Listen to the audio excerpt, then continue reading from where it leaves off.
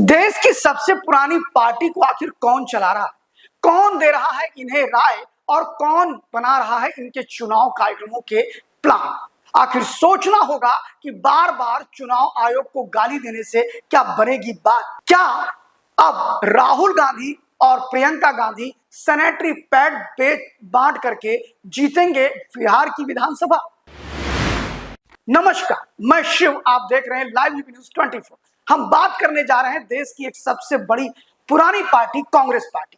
Congress party के नेता राहुल गांधी वैसे तो मुखर रहते हैं, देश में प्रधानमंत्री नरेंद्र मोदी को ललकारना हो या देश में भाजपा की सरकारों को ललकारना हो, और आए दिन अपने बयानों से सदैव चर्चा में बने रहने वाले राहुल गांधी जो कांग्रेस पार्टी के नेता प्रतिपक्ष हैं, अब वो इन दिनों बिहार की राजनीति में, चूंकि वहां चुनाव होने वाले हैं, वहां पर दिए जा रहे बयानों से भी चर्चा में।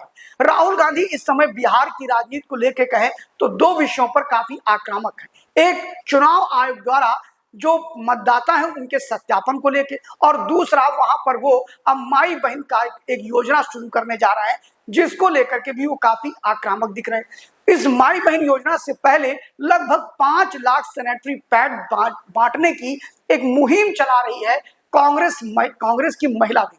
और कांग्रेस की इस महिला विंग में जो सैनिटरी पैड बांटेंगे उसमें राहुल गांधी की फोटो, और उसके बाद में आप देखेंगे तो उसमें प्रियंका गांधी की फोटो है। फिलहाल ये उन पार्टी का अपना निर्णय है, कुछ सोच समझ करके ही पार्टी ने इस योजना के आधार पर काम करना शुरू किया होगा, सैनिटरी पैड बांटने की योजना बनाई होगी। फिलहाल सरकार विभिन्न एनजीओ के माध्यम से सैनिटरी पैड बांटती रहती है। अब सैनिटरी पैड लगभग सभी जगह लोग प्रयोग करते हैं। कांग्रेस के कौन से ऐसे बुद्धिजीवी हैं जो इस तरह के कार्यक्रम की चर्चा उन्होंने ये अभियान दिया, ये तो वही जाने। लेकिन आपको बता दें कि कांग्रेस बड़े दमखम के साथ जहां एक तरफ चुनाव आयोग को कह रही है कि उनको भाजपा के दफ्तर में बैठना चाहिए, राहुल गांधी कह रहे हैं, वहीं पर विपक्ष के लोग भी अब कांग्रेस पार्टी के युवराज राहुल गांधी पर हमलावर हैं। जेडीयू कहती है कि ये जो सैनिटरी पैड बांटने की योजना है, ये पता नहीं किस मूर्ख ने कांग्रेस पार्टी को बता दिया है। फिलहाल आपको बता दें कि कांग्रेस पार्टी बिहार के अंदर भी बहुत कमजोर है। एक तरह से देखा जाए तो बिहार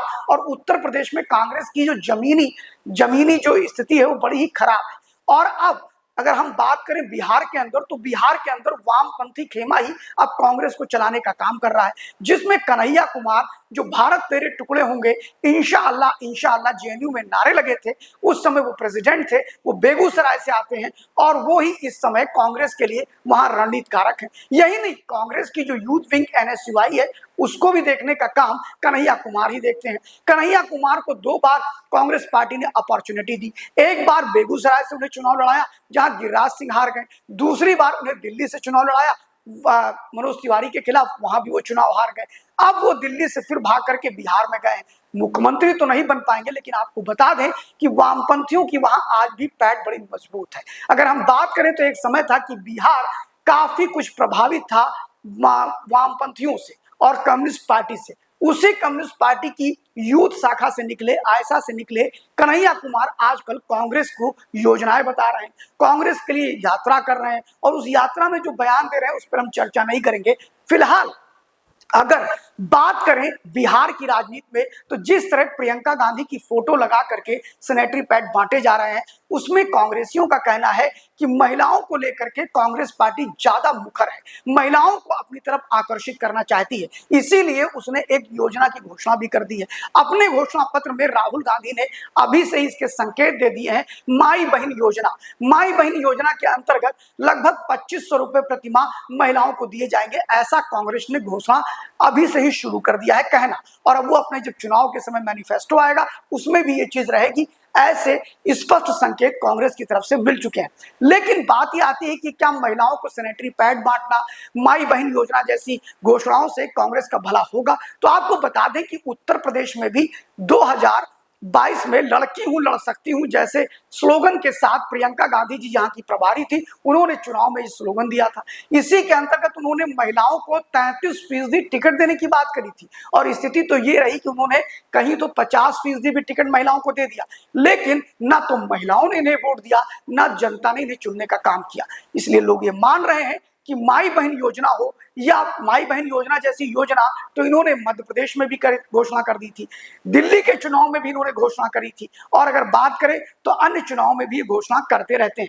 इसलिए कुछ लोगों का यह कहना है कि कांग्रेस पार्टी में जो वामपंथी विचारधारा के लोगों ने इस समय प्रियंका गांधी पर और राहुल गांधी पर जिस प्रकार उनके इर्द गिर्द रहने के बाद अपने विचार देने शुरू किए हैं, वो कांग्रेस के लिए घातक है। उनके पास कोई फुल प्रूफ प्लान नहीं है, उनके पास कोई बेहतर योजना नहीं है। इसीलिए शायद कभी सैनिटरी पैड बांटना, कभी उत्तर प्रदेश में लड़की हूं लड़ सकती हूं जैसे स्लोगन देना, और उसके बाद बात करें तो जब लड़कियों के साथ कोई दुराचार होता है किसी राज्य में तो राज्य देख करके उस पर हमले करना, उस पर बयान देना, ये कहीं ना कहीं कांग्रेस पार्टी के लिए डिमेरिट्स है। फिलहाल बिहार के चुनाव में सैनिटरी पैड इन्हें सत्ता में लेके आएगा या नहीं आएगा तो भविष्य बताएगा, लेकिन फिलहाल इस समय इस पर राजनीति जोरों पर है। हमारा विश्लेषण आपको कैसा लगा कमेंट्स बॉक्स में जाकर के कमेंट्स जरूर करिएगा। Thank you very much. देखते रहिए लाइव न्यूज़ 24। Thank you.